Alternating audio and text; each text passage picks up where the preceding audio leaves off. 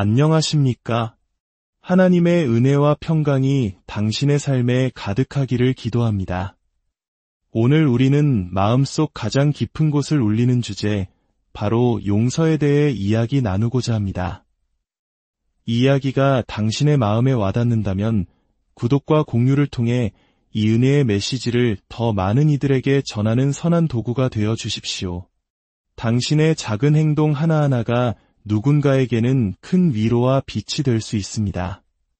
주님의 이름으로 축복합니다. 우리가 살아가는 이 세상에는 용서가 절실히 필요하다는 것을 그 누구도 부인할 수 없을 것입니다. 성경의 말씀과 우리의 경험을 통해 우리는 죄로 물든 인간의 마음이 본질적으로 적대감으로 가득 차 있음을 압니다. 우리는 태어날 때부터 분노에 취약하고 원망과 쓴뿌리, 미움에 쉽게 사로잡히며 심지어 살인이라는 끔찍한 생각에까지 이를 수 있는 존재입니다. 인류의 역사를 되돌아보면 서로를 향한 증오가 얼마나 끔찍한 비극을 낳았는지 셀 수 없이 목격하게 됩니다. 특히 20세기에 벌어졌던 수많은 전쟁과 학살은 인간의 마음속에 자리한 분노와 증오가 얼마나 깊고 파괴적인지를 여실히 보여줍니다. 우리 한국인들 역시 전쟁의 참상과 분단의 아픔을 겪으며 그 상처를 깊이 이해하고 있습니다. 이러한 비극들은 인류 역사 속 잠시 스쳐 지나간 사건이 아니라 인간 마음의 가장 어두운 시면, 즉 분노와 원망, 증오와 살이가 어떤 결과를 낳는지를 보여주는 뼈아픈 증거입니다. 이것을 이해하는 것은 그리 어렵지 않습니다. 세상은 사탄의 자녀들로 가득 차 있기 때문입니다. 예수님께서는 당시 가장 도덕적이라 여겨졌던 유대 지도자들을 향해 이렇게 말씀하셨습니다. 너희는 너희 아비 마귀에게서 났으니 그는 처음부터 살인한 자여. 그렇습니다. 사탄은 태초부터 살인자였으며 그의 영향을 받은 인간의 마음속에는 적대감이 들끓고 있습니다. 만약 이 감정이 통제되지 않는다면 세상은 걷잡을 수 없는 파멸의 길로 치달을 것입니다. 오늘날 우리 사회를 보십시오. 증오와 분노, 원망은 마치 활화산처럼 언제 터질지 모르는 상태로 우리 주변을 감싸고 있습니다. 치명적인 폭력의 용암이 흘러넘쳐 복수와 폭력의 눈사태로 이 땅을 뒤덮으려 하고 있습니다. 폭력은 이제 일상의 한 부분이 되어버린 듯합니다. 이는 단지 특정 종교의 극단주의에서 비롯된 증오가 아닙니다. 끊임없이 폭발 직전의 상태에 도달해 그 길에 있는 모든 것을 삼켜버리려는 인간 마음 본연의 증오입니다. 제 평생 이렇게나 많은 사람들이 이렇게나 많은 것들에 대해 분노하는 것을 본 적이 없는 것 같습니다. 그리고 현대 심리학은 수년간 이러한 분노를 정당화해왔습니다. 당신은 화낼 권리가 있다. 당신의 분노는 정당하다. 당신은 부당한 대우를 받았다. 모두가 학대받았고 모두가 희생자다. 분노는 당신이 받은 상처에 대처하는 방식이다라고 말입니다. 이러한 분노는 모든 사람이 세상의 중심이 자신이라고 생각하는 자기중심적인 문화 속에서 더욱 부채질됩니다. 자신을 조금이라도 거스르는 사람은 누구든 가장 가혹한 보복을 받아 마땅하다고 여기게 만듭니다. 야고보서 4장은 이 문제에 대한 통찰을 줍니다. 여러분 가운데 싸움과 다툼이 어디에서 생깁니까? 그것은 여러분의 지체들 안에서 싸우고 있는 여러분의 쾌락들에서 비롯되는 것이 아닙니까? 여러분은 욕심을 내어도 얻지 못하면 살인을 하고 탐내어도 가지지 못하면 다투고 싸웁니다. 자신의 쾌락, 만족, 욕망, 소유가 당신을 집어삼키고 그 결과 당신은 원하는 것을 얻기 위해 주변 사람들에게 해를 끼치는 것입니다. 이는 놀라운 일이 아닙니다. 전도서 7장 9절은 솔로몬의 지혜를 통해 말합니다. 분노는 어리석은 자들의 품에 머무른다. 그렇습니다. 하나님을 모르는 모든 이들은 어리석은 자이며 분노는 그들의 마음속에 살아갑니다. 분노는 보편적인 인간의 감정이자 우리 시대를 규정하는 가장 타락한 동기 중 하나입니다. 우리의 음악, 영화, 텔레비전 프로그램, 학교, 대학, 가정, 사회 곳곳에 분노가 만연해 있습니다. 그리고 이 모든 것의 중심에는 한 가지 미덕이 결정적으로 부재합니다. 바로 용서입니다. 용서의 부재는 관계를 파괴합니다. 이 세상을 살아가면서 타인에게 상처를 주지 않는 것은 불가능하며 그렇기에 용서는 필수적입니다. 용서가 없는 곳에는 상처와 모욕이 계속해서 쌓이고 축적되어 분노를 증폭시킬 뿐입니다. 기억하십시오. 사람이 분노하고 미워하며 생명을 없애고자 할 때만큼 사탄을 닮을 때는 없습니다. 물론 모든 분노가 살인으로 이어지지는 않습니다. 우리는 체포, 재판, 투옥, 심지어 사형이라는 결과에 대한 두려움 때문에 스스로를 억제하기 때문입니다.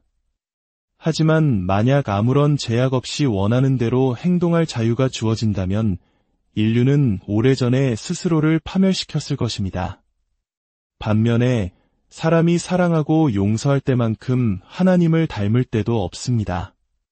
세상은 사탄에게 속해 있기에 미워하고 분노하고 폭력적이며 파괴합니다. 그러나 예수 그리스도의 이름을 부르는 우리 하나님의 자녀들은 사랑과 용서로 구별되어야 합니다. 용서하지 못하는 마음은 값비싼 대가를 치릅니다.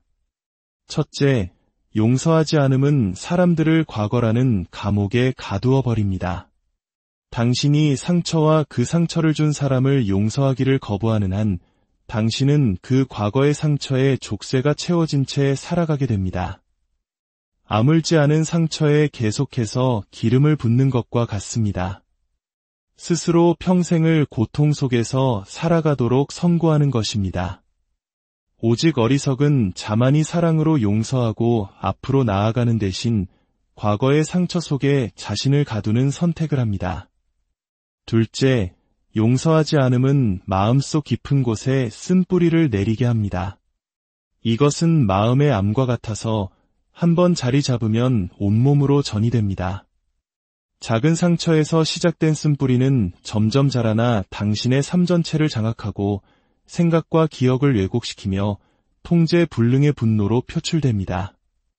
그리고 그 분노는 결국 당신 주변의 가장 가까운 사람들에게 상처를 주게 됩니다. 어떤 목사님이 상담했던 한 여성은 남편을 용서하느니 차라리 지옥에 가겠다고 말했다고 합니다. 이 얼마나 끔찍하고 무서운 자기 선고입니까? 성경은 용서에 대해 약 75가지의 그림 언어로 묘사합니다. 몇 가지만 소개해 드리겠습니다. 용서란 감옥 문을 열쇠로 여러 죄수를 자유롭게 풀어주는 것입니다. 용서란 빚문서 위에 더 이상 갚을 빚 없음이라고 커다란 글씨로 써주는 것입니다. 용서란 법정에서 의사봉을 두드려 무죄를 선고하는 것입니다. 용서란 화살을 아주 높이, 아주 멀리 쏘아 다시는 찾을 수 없게 만드는 것입니다.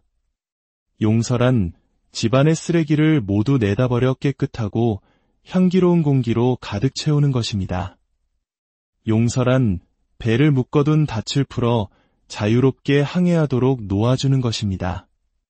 이처럼 용서는 경이롭고 고결하며 자유를 주는 사랑의 태도이자 행동입니다. 잠언 19장 11절은 말합니다. 슬기로운 사람은 화를 더디 내나니 허물을 용서해 주는 것이 자기의 영광이니라 그렇습니다. 사람이 허물을 용서해 줄 때보다 더 높은 경지에 오를 때는 없습니다. 그것이 바로 인간으로서 오를 수 있는 영광의 정점입니다.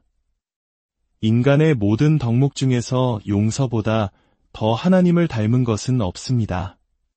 만약 하나님이 용서하시는 분이 아니었다면 우리 중 누구도 하나님과의 관계를 맺지 못했을 것입니다. 우리가 구원을 받은 것은 전적으로 하나님께서 우리를 용서하셨기 때문입니다. 당신이 분노하고 미워할 때 당신은 사탄을 가장 많이 닮습니다. 그리고 당신이 용서할 때 당신은 하나님을 가장 많이 닮습니다. 위대한 용서의 모습은 예수 그리스도의 교회 안에서 모든 관계 속에서 그리고 믿는 자들의 공동체 안에서 드러나야 합니다. 그러나 안타깝게도 많은 교회 안에서조차 용서하지 못함으로 인한 갈등과 분열이 일어나는 것을 보게 됩니다. 이는 복음의 증거를 해치는 일입니다. 너희가 서로 사랑하면 이로써 모든 사람이 너희가 내 제자인 줄 알리라 하신 주님의 말씀을 기억해야 합니다.